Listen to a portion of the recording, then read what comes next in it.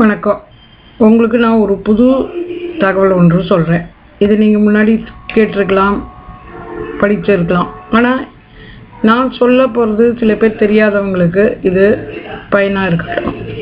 என்னென்னா, சந்திராஷ்டம தினத்தை பற்றி நான் சொல்கிறேன்.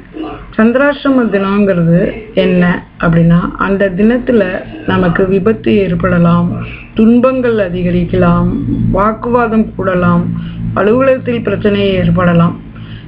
இதை எதிர்கொள்வதற்கு இந்த ஸ்லோகத்தை சொன்னீங்கன்னா உங்களுக்கு அதுலேருந்து, அந்த தாக்கத்திலேருந்து, அந்த கடுமையான தாக்கத்திலேருந்து மிக சீக்கிரமாக குறையும். தாக்கம் வராமல் கூட தடுக்கப்படும்.